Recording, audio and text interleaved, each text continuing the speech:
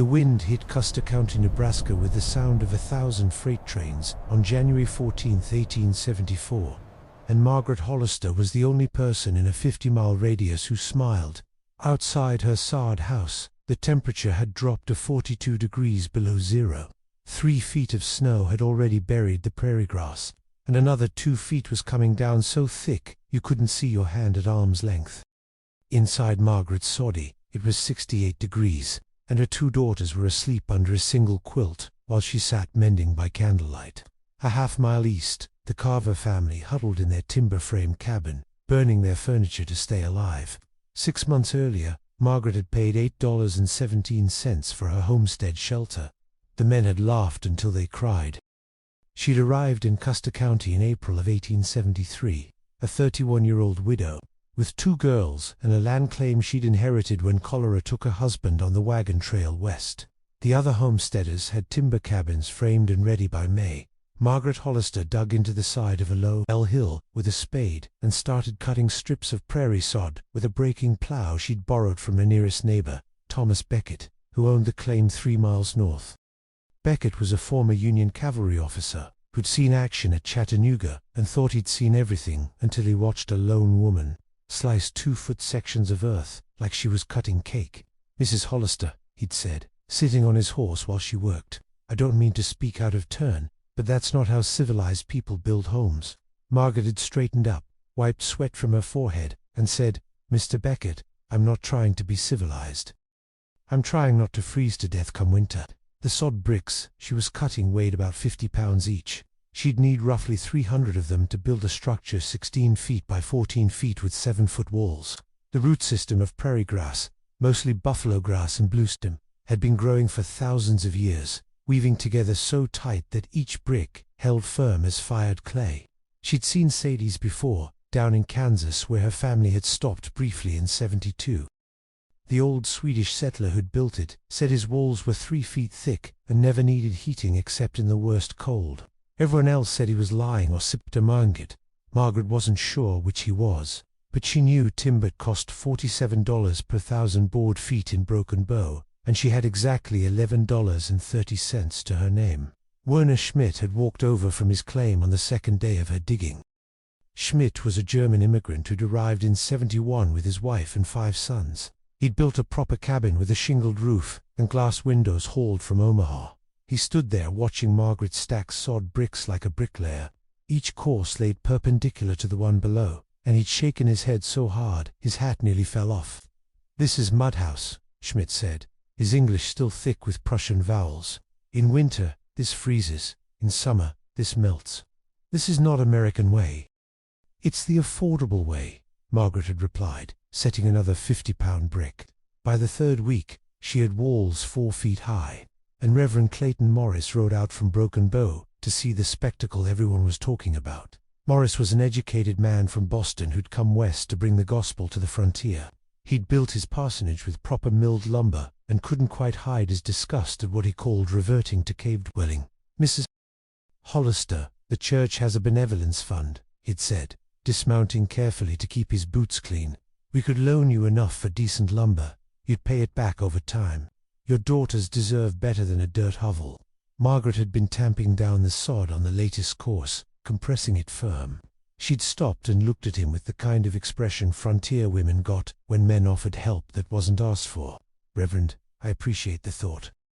But that's what killed my husband's spirit before the cholera killed his body. I'll take the dirt hovel." Morris had left shaking his head, and that Sunday he'd preached about pride and the dangers of spurning community wisdom. The 4th skeptic didn't come until Margaret was setting the roof timbers. His name was Joseph Henriksen, a Norwegian bachelor who'd failed at homesteading once already, up in Dakota Territory, and had come south to try again. He'd lost his first cabin to a prairie fire and his second to a tornado. He knew hardship like a man knows his own face in a mirror, and he'd seen enough failed experiments to spot one forming. "I've watched you work for 6 weeks now," Henriksen said. He was a tall man, maybe 45, with a kind of quietness that came from having nothing left to prove. "You're doing it all wrong." Margaret had been notching a cottonwood beam. "How so?" "Sod's too thick. You're building a fort, not a house." 3 feet of sod wall means 3 feet less interior space, 3 feet more weight on a foundation that's just dirt. Come spring thaw, the whole thing might sink or shift. And that's if the roof doesn't collapse first under its own weight. It was the first criticism that actually had reasoning behind it, and Margaret had paused to consider it. How thick should they be? 2 feet, maximum. You're trying to stop wind and hold heat. Anything more is wasted effort. But Margaret had kept building at 3 feet anyway, and Henriksen had ridden off, calling her stubborn. Here's what none of them understood. Margaret had spent 3 winters in a dugout cabin in Missouri before heading west. She'd learned that thickness wasn't about strength alone. It was about thermal mass. The thicker the wall, the more heat it could absorb during the day and release at night. The temperature inside a properly built soddy stayed within 15 degrees year-round, whether it was 105 in August or 30 below in January. Wood couldn't do that. Wood was a good insulator in thin layers, but it had no mass to store heat. You could burn a cord of wood a week trying to keep a timber cabin warm in a prairie blizzard and still wake up to ice in your water bucket. She'd finished the walls by mid-May and started on the roof. The frame was cottonwood logs she'd cut from the creek bottom 2 miles south, hauled back with her ox, Buck, who was patient and steady and smarter than most men she'd known. The logs went across the 16-foot span, notched into the top of the sod walls.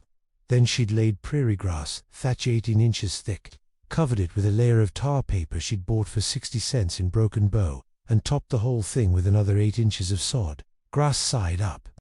Total material cost: $6 for the tar paper and nails, $1.80 for the plow rental, 37 cents for the rope and twine, $8.17.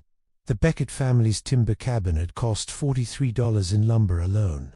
Margaret moved in with her daughters, Emma and Sarah, on May 28, 1873. The interior was dark, because she'd only built 2 small windows using glass from broken bottles she'd collected, melted down, and flattened. The floor was packed, earth covered with prairie grass, mats she'd woven herself. There was a small sheet iron stove she'd bought second-hand for $2, a table made from cottonwood planks, and sleeping platforms built into the north wall. It was, by any conventional standard, primitive. But when the first heat wave hit in late June, and the temperature climbed to 107 degrees, the inside of Margaret's soddy stayed at 74. The Schmidt's cabin reached 96, and Mrs. Schmidt had to take the youngest children down into the root cellar to keep them from heat exhaustion. Thomas Beckett rode over in July, ostensibly to check on the widow, but really to see if she'd given up yet and would accept his offer to buy her claim for $20. He'd found her sitting outside in the shade of her sod roof, which extended 3 feet past the walls like a porch eave, keeping the walls dry and the interior cool. Inside, you could store butter without it melting. "I'll be damned," Beckett had said, and nothing else. August brought drought, 17 weeks without rain. The creek dried 2 isolated pools, and the prairie grass turned brown and brittle as old bone. Margaret's soddy stayed cool because the earth itself was a heat sink, drawing warmth down and away. She'd dug a small root cellar extension into the hillside behind the main room, and the temperature there never rose above 62 degrees. She stored vegetables from her garden, dried meat, and the milk buck's companion cow produced when there was still enough grass to graze. Werner Schmidt came by in September, not to mock this time, but to ask questions. His cabin was an oven. His wife was threatening to take the children back to his sister's farm in Illinois. How was Margaret keeping cool? She'd explained about thermal mass, about how 3 feet of earth absorbed heat during the day and released it slowly at night, creating equilibrium. She showed him how she'd oriented the door and windows to catch the prevailing south breeze, how the extended roof kept direct sun off the sod walls, how the hillside itself provided additional insulation on 3 sides. Schmidt had listened, nodded, and said, "Next year, I build with sod also." By October, the novelty had worn off. Margaret was just another homesteader trying to prove up her claim. She had 130 acres under cultivation, mostly wheat and corn, and she'd managed to put up enough food to last through winter. The soddy had proven itself in heat, but everyone knew the real test would come when the temperature dropped and the winds started howling down from Canada with nothing but 1,500 miles of flat prairie to slow it down. If you're watching this because you value the kind of wisdom that kept people alive when there was no one to call for help, no hardware store to run to, No furnace repairmen to save you when the temperature dropped 40 degrees in 4 hours. Then do me a favor, subscribe to this channel. We're documenting the techniques and knowledge that built this country from scratch. The skills that modern convenience has made us forget. Join the others who believe this knowledge is worth preserving, because one day, you might need it yourself. The first snow came on November 3rd, just the dusting that melted by noon. The second came on November 18th, and stayed. By December, there was 6 inches on the ground, and the temperature was hovering around 20 degrees. Margaret burned about a quarter cord of wood per week in her small stove, mostly for cooking and taking the edge off the coldest mornings. The Becketts were going through 3 cords a week, and Thomas had already made 2 trips to Broken Bow to buy more at inflated winter prices. Reverend Morris stopped by on December 10th to deliver a Christmas basket from the church. He'd been startled to find the interior of the soddy warmer than his own parsonage. Margaret was working on a quilt while her daughters studied their letters at the table. His stove was barely glowing. "Mrs. Hollister, I may have been premature in my judgment," Maurice had said, and that was as close to an apology as educated Boston men got on the Nebraska frontier. Joseph Henriksen came by a week later. He didn't apologize, because men like Henriksen didn't traffic in regret. But he did ask permission to measure her wall thickness and write down her construction method. He was planning to build again in the spring, and he'd lost his taste for gambling on structures that looked impressive but couldn't survive what the prairie threw at them. Then came January 14th, 1874. The blizzard appeared on the horizon around 10 in the morning, a black wall of cloud moving south like the wrath of God. The temperature had been sitting at 18 degrees, cold but manageable. Within an hour, it was 0. By noon, it was 20 below, and the wind was blowing at 43 miles per hour. Driving snow so hard, it cut exposed skin like broken glass. Margaret brought in extra firewood, enough for 3 days if she was careful. She checked on Buck and the cow in the small sod stable she'd built attached to the main house, connected by an interior door so she could tend them without going outside. She filled every container she had with water from the well. Then she sealed the door with rags stuffed into the gaps and settled in to wait. The wind howled like a living thing, a constant shriek that made conversation impossible and sleep difficult.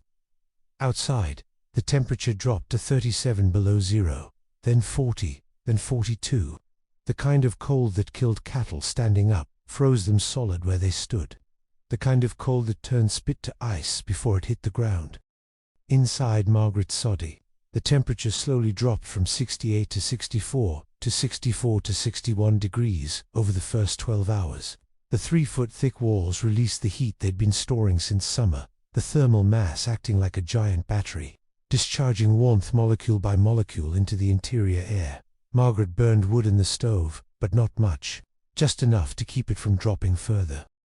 Emma and Sarah, 8 and 6 years old, played quietly with corn-husk dolls while their mother sewed and listened to the storm try to kill them. A half-mile east, the Becketts were in trouble. Their timber cabin had thin walls, maybe 6 inches of lumber with newspaper stuffed between the boards for insulation. The heat from their roaring fire went straight through the wood and disappeared into the screaming wind outside. Thomas Beckett was burning everything that would catch flame. Furniture, spare boards, one of the wooden trunks they had brought from Pennsylvania. His wife held their 3 children in the bed, wrapped in every blanket they owned, while the temperature inside dropped to 40 degrees. Then 35, then 30. The Schmidts were in similar straits.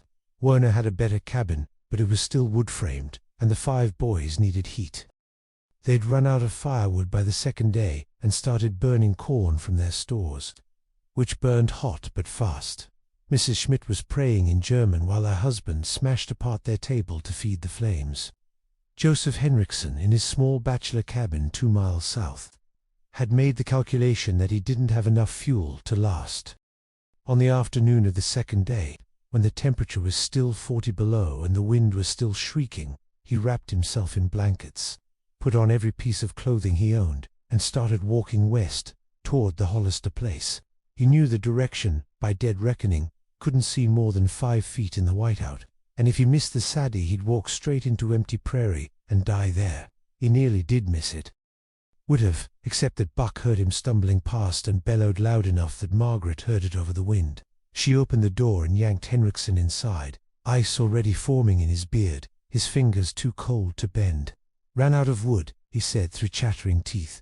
"Figured you'd have some to spare." Margaret sat him by the stove and wrapped him in quilts. The interior temperature was 59 degrees, still livable, still comfortable enough that you didn't need a coat. She fed him hot soup made from stored vegetables and salt pork, while her daughters stared at the frozen stranger who'd appeared out of the storm. "Your walls," Henriksen said, when he could speak clearly again. "I was wrong. You were right." On the third day, the Becketts abandoned their cabin. Thomas wrapped his children in blankets, and the whole family made the half-mile trek to the Hollister soddy, following the fence line they'd built together the previous summer. They arrived half-frozen, the youngest child not crying anymore, which was a bad sign. Margaret put them all near the stove and made more soup. The soddy, designed for a woman and 2 children, now held 10 people and 2 large animals. It should have been cramped and miserable. Instead, it was warm and alive with the sound of breathing and the smell of bodies and animals, and the particular musk of earth walls holding back death. The Schmidts came on day 4, Werner carrying his youngest son, the others stumbling along behind. They'd run out of everything burnable, and had spent 6 hours huddled together in the bed, sharing body heat, waiting for the storm to kill them. Mrs. Schmidt cried when she felt the warmth inside the soddy, not from cold anymore, but from relief. Reverend Morris arrived on day 5, long after the storm had blown itself out, but while the temperature was still 15 below. He'd stayed in his parsonage out of stubbornness, and nearly paid for it with frostbite. His fingers were white and waxy-looking when he knocked on Margaret's door. They packed 18 people into a space meant for 3. They slept in shifts, ate from Margaret's stores, and learned what it meant when knowledge mattered more than pride. The interior temperature never dropped below 56 degrees, even with the door opening and closing to accommodate new arrivals, even with no fire in the stove for hours at a stretch. The thermal mass was that effective. The storm lasted 8 days total. When it finally cleared, there were cattle frozen solid across Custer County, their legs still locked in standing position. 3 homesteaders who'd tried to wait it out in inadequate shelters were dead. The Johansons 5 miles north had lost their father when he'd gone out to check on livestock and couldn't find his way back in the whiteout. Sarah Drummond, a single woman like Margaret but without her building skills, had frozen in her wagon, where she'd been living until she could afford to build. Margaret Hollister's $8 soddy had saved 23 lives, counting her own family. The following spring, 7 new soddies went up within 10 miles of Margaret's claim. Werner Schmidt tore down his timber cabin and used the boards for furniture while he built sod walls 3 feet thick. Thomas Beckett built a hybrid structure, timber frame with sod walls, trying to combine the best of both approaches. Joseph Henriksen built the most ambitious soddy in the county, a 2-room structure built into a hillside with a sod-covered roof that extended 12 feet from the walls, creating covered work areas on 3 sides.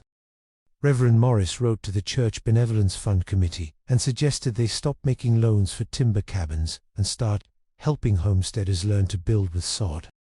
If you're still here, watching this story about people who survived because one woman understood physics better than she understood social expectations, then let me ask you something. What else have we forgotten? What other techniques did our ancestors perfect through trial and error that we've dismissed because they don't fit our modern assumptions? Hit that like button if this story made you think differently about old knowledge, and leave a comment telling me what frontier skills you think are worth preserving, because this isn't just history. This is the blueprint for resilience.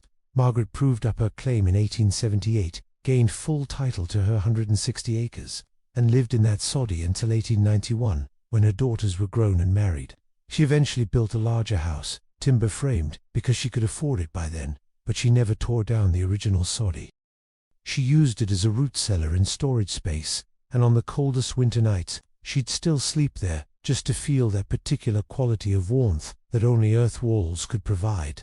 The science behind what Margaret understood intuitively wouldn't be fully codified until decades later, when engineers started studying thermal mass and passive solar design. Earth has a specific heat capacity, roughly 5 times higher than wood and 3 times higher than stone. That means it can absorb and store vastly more thermal energy per pound than conventional building materials. A 3-foot-thick sod wall contained approximately 4,800 pounds of earth per linear foot. That mass, once warmed by summer sun or cooled by winter cold, resisted temperature change with enormous inertia. Modern, earth-sheltered homes use the same principle Margaret stumbled onto, through necessity and observation. The earth maintains a relatively constant temperature about 6 feet below the surface, ranging from 45 to 68 degrees, depending on latitude. By building into that thermal bank, you're essentially storing and withdrawing temperature stability, the same way you'd store and withdraw money from an account. But Margaret didn't think in terms of specific heat capacity or thermal inertia. She thought in terms of not freezing to death and not spending money she didn't have. The physics worked whether she understood them or not. There's a particular kind of wisdom in that approach, the kind that doesn't wait for permission from experts or validation from authorities. Margaret saw a problem, observed a solution, and implemented it despite unanimous social pressure to do otherwise. Every single person who'd offered her advice had been wrong. Not because they were stupid or malicious, but because they were operating from assumptions that didn't account for prairie conditions or financial constraints, or the difference between what looks civilized and what actually works. Thomas Becket, experienced military officer, had assumed that civilization meant timber construction. Werner Schmidt, successful immigrant farmer, had assumed American building methods were superior to mudhouses. Reverend Morris, educated Easterner, had assumed debt was preferable to degradation. Joseph Henriksen, failed homesteader, had assumed his failures had taught him the right lessons. They'd all been wrong because they'd prioritized appearance over function, convention over innovation, social status over survival. Margaret had prioritized not dying, and in the process, she'd saved 24 lives and changed building practices across 3 counties. The original Hollister soddy still exists, or parts of it do. The walls collapsed inwards sometime in the 1920s, after 6 decades of abandonment, but you can still see the outline of the foundation and the depression where the hillside was carved out. There's a historical marker there now, placed by the Nebraska State Historical Society in 1967, commemorating the structure and the woman who built it. The marker doesn't mention that she was laughed at. It doesn't mention the $8.17. It just says that Margaret Hollister was a pioneer homesteader who built one of the finest examples of sod construction in the region. But the people who lived through that blizzard of January 1874 told their children, and those children told their children, and the story survived the same way that technique survived, through people who recognized value when they saw it, even if it came wrapped in mud and prairie grass instead of milled lumber and proper shingles. There's a broader pattern here that goes beyond homesteading or sod houses, or one widow's stubborn refusal to build what was expected. Throughout history, marginalized people have been forced to innovate because they couldn't access conventional solutions. Enslaved people in the American South developed sophisticated agricultural techniques and tool modifications because they weren't given proper equipment. Chinese railroad workers in the 1860s adapted traditional medicine and collective survival strategies when white doctors refused to treat them. Women across every frontier developed expertise in areas men ignored because survival didn't care about gender roles. Margaret Soddy was part of that tradition. She didn't invent sod construction.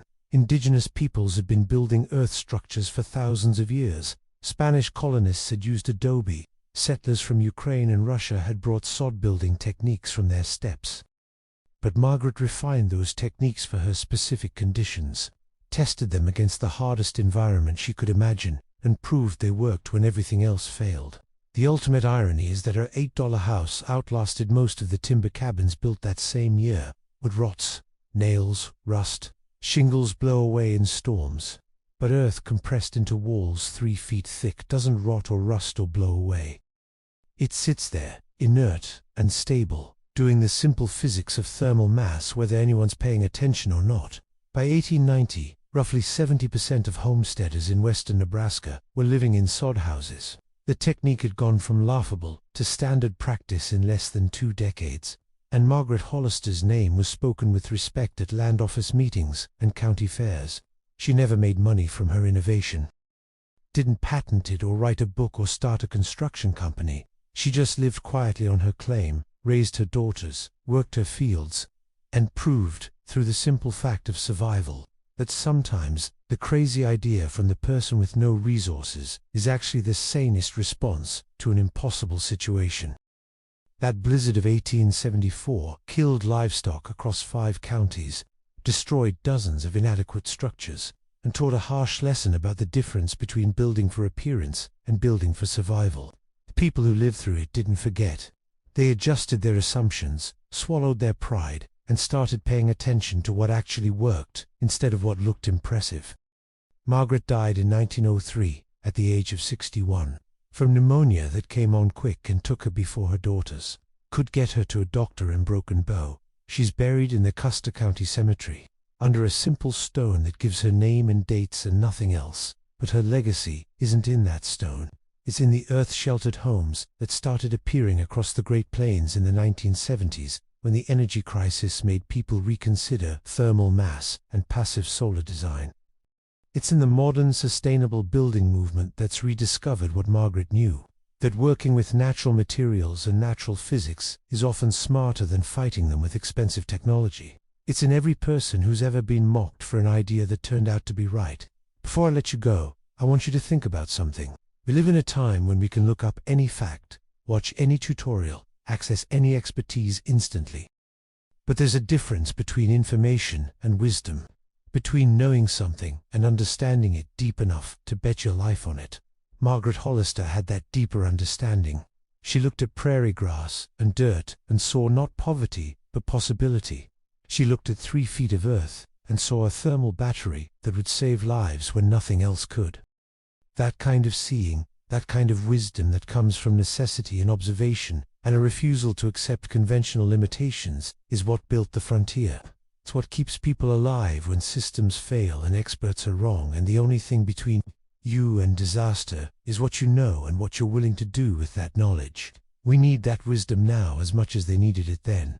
Different challenges, same principle. Don't wait for permission. Don't wait for consensus. Look at what's actually in front of you, understand how it works, and build something that survives. Subscribe to this channel if you believe that frontier knowledge isn't just history, but a living tradition that deserves to be remembered, studied, and passed forward. Because the next crisis won't care about your credentials, or your comfort, or whether your solution looks civilized. It'll only care whether you survive. And sometimes, the thing that saves you costs $8.17. Comb is wrapped in dirt and mockery, and teaches everyone around you what actual wisdom looks like when it's tested against the hardest conditions imaginable. Margaret Hollister built more than a house that spring of 1873. She'd built a proof that would stand for generations. Not in timber that rots or stone that crumbles, but in the living memory of every person whose life was saved by knowledge, that refused to die just because it wasn't fashionable. That's worth remembering. That's worth preserving. That's worth carrying forward into whatever blizzards are coming next.